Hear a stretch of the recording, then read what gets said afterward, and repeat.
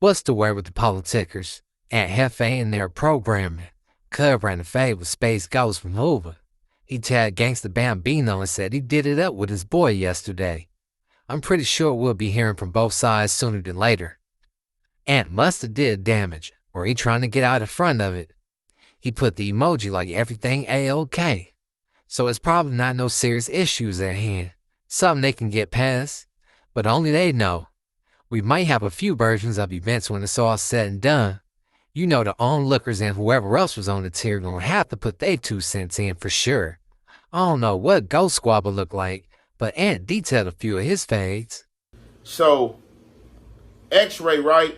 He wasn't really nobody that you would get no points for, or nobody that I was just looking for to get besides him, you know what I'm saying, being from a rival gang. But the thing was with X-Ray, I had seen X-Ray in passing a few times, and X-Ray knew who I was, and without me knowing who he was dissing. You know, from far away, you know what I'm saying? He was dissing, you know, F-ramps, you know, all the little stuff, you know, trying to antagonize me and stuff. So, you know, I used to see him like, man, I wish I can catch this fool. You feel me? Just one of them situations where you getting antagonized and you can't catch up with that person. So, you know, I used to wish I can catch him, not knowing that I will ever catch him. So, one year at Preston, but I'm pretty sure they do it every year, it was like some type of event, some type of like a banquet. You know what I'm saying? Some type of banquet that the program and administration was given. And this little banquet was held at the church.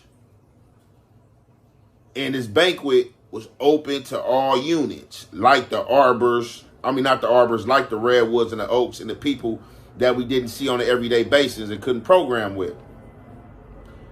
So I had heard about it, you know, I was going to it because as well as the units you don't get to see, I didn't expect to see X-Ray. I didn't go for X-Ray at all. I wasn't even thinking about him. The reason why I had went because you had some other brothers who had gave their life sentence back that was doing a program called Impact, Incarcerated Man Putting Away Childish Acts. So, you know, they used to come up there, you know, these was dudes that been in Folsoms, you know what I'm saying, that been at the San Quentins on death rows and stuff like that. You know, beforehand, you know, there was big time, you know, drug dealers, you know, / you know, gangsters in the street handling their business. So I used to, you know, like to go up there, you know, and chop game with them, do the impact class, you feel me, and stuff like that. So that's what I was really going up to the church for, to see them and congregate with them guys. And then, like I said, they was giving stuff out, you know, like little baskets and like little exclusive stuff and stuff like that. Because a lot of these jails be having organizations that be donating to them, like around Christmas time. They give out them Christmas bags and stuff like that. They even do that in prison. So it was like one of them type situations. So they was holding a little banquet at the church. So they call units by units, letting people go up there to the place. Even the fur lodge that people didn't program with, they was in there. You know, you had staff, all the police was in there and all this stuff. So we get in there, you know, I get in there, I'm looking around, walking around, talking to a few people off, you know, other lodges that I know. I really didn't congregate with nobody off no lodges I didn't know, you know what I'm saying? I stood clear of them dudes, you know what I'm saying? Because, like I said, I didn't know what was going on with those dudes. The people that I knew, I spoke to. Other than that, you know, I was just spectating, you know, looking around the banquet. It was a nice setup in there. You know, they was serving food. They had like some little, like a little Thanksgiving, Christmas little dinner, you know what I'm saying, party going on at this banquet, right? So while we in there, right, we probably been in there probably about like 30 minutes to an hour. And what do you know? I'm on my way to go towards the soda machine. And who do I see standing by the soda machine? The guy X-Ray. The guy who had been turning me from far, dissing me, talking crazy, all this stuff. So when I seen him, I beeline definitely in his direction. And at first, he didn't see me. When I start coming in this direction, our eyes locked.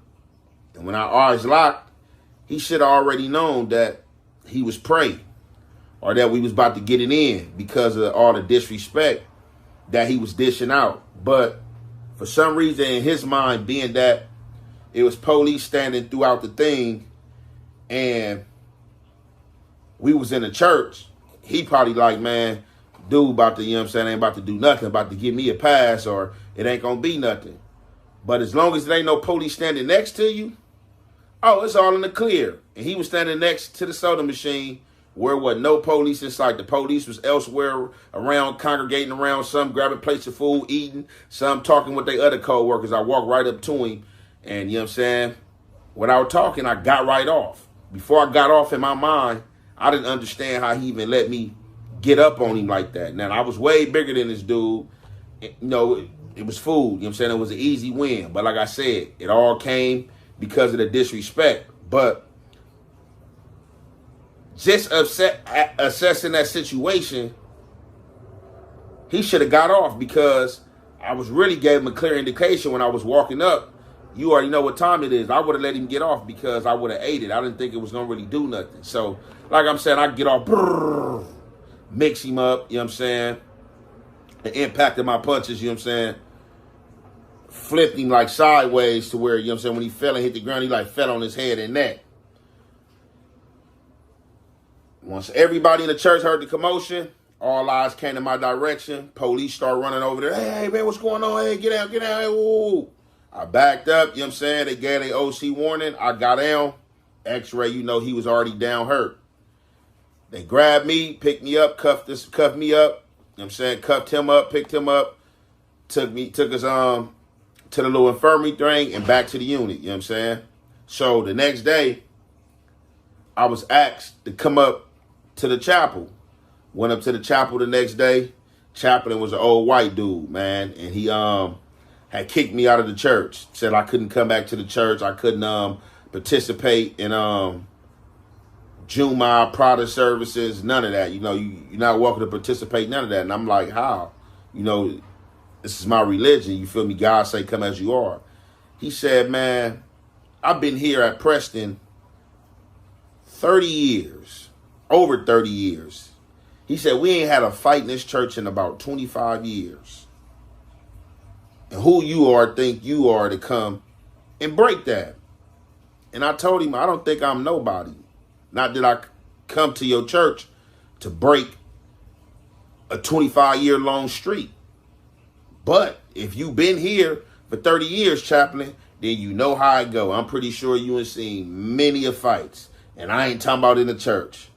If you walked around on the compound, you know how I go. That was just one of those situations where I couldn't wait because I wasn't going to catch him nowhere else but here on this day. And the chaplain was like, yeah, you know, I understand what you're saying, but, you know, you still banished from the church, you know what I'm saying? And I don't know how long I'm going to banish you, but I'm going to give it some thought. In the near future, holler back at me.